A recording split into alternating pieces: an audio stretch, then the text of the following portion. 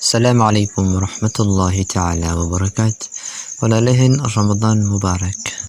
wuxuu guursaday gabar saalixad oo Ilaahay subxaanahu wa ta'ala ka cabsanayso. Markii isguursadeen, Ilaahay subxaanahu wa ta'ala wuxuu irsaaqay inay isku dhalaan wiil. Iyadoo foolanayso oo istaalka joogto, wiilkii ayaa loo soo sheegay in hooyadiis ay geeriyootay.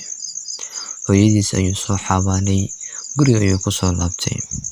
Labadooda guriga joogaan ayay xaaskiisa ka codsatay, waxay dhahday maadaama hooyo ay dhimatay, aabbo halkan ayaan keenaynaa si aan u ogaano aabba xaaladiisa.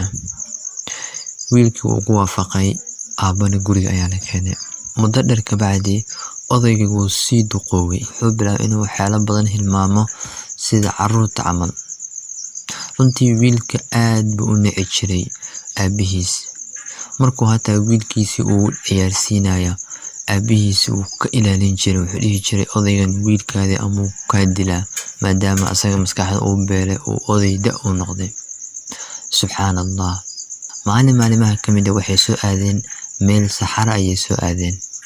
Iyagoo meesha saxarada fadhiyaan oo iska baashaalayaan ayuu aabihiis ayuu waday meel ayuu geeyey, meel cidna ayuu geeyey. Markuu geeyey, xaaskiis ayuu ku dhahay cunuga noo soo qaad ee iga daba ma waan baxaynaa.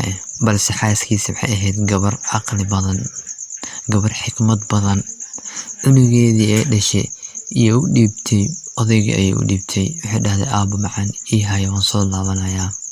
Ninkeeda ayay soo raacday, gaariga ayay soo gashay. Markii gaariga soo gashay ayuu ku dhahay wiilkaygii. Waxay ku dhahday wiilkaada waxaan oo soo tegay, aabbaha ayaa oo soo tegay, aabbaha ayaa haya. Waxay ku dhahday ninkaygii aniga waan la socday markii aabbaha meesha cidlada aad geynaysay ina oo soo tegayso waan ka warhayo, balse haddana waxaan u dhiibay wiilkaada ayaa u dhiibay. haddaa oo tagto aabbaha duurka iyo cidladaas, adigana wiilkaadii aad dhashay yaa mar unsaan kuu samayn doonaa. Runtii wiilka wuu isbedelay, wuu ooyay, ilmo fara badan ayaa kasoo daadatay. Aabihiis ayuu u tagay, wuxuu u tagay aabihiis oo cunugiisa haayo oo ka ilaalinaya yeeyga. Runtii aad buu ooyay. Aabihiis u tagay, laabta ayuu geliyay, wuxuu ka baryay inuu cafiyo dunuubta badan oo soo geli jiray. Wiilka aabihiis ayuu guriga ku soo celiyay, wuxuu noqday wiilka aabihiis markastoo garab siiyo u gargaaro. markastoona wuxuu ku mahadiyaa Ilaahay subxaanahu wa ta'ala. wuxuu kaloo ku mahadiyaa gabadha uu qabo xaaskiisii oo waana fiican siisay.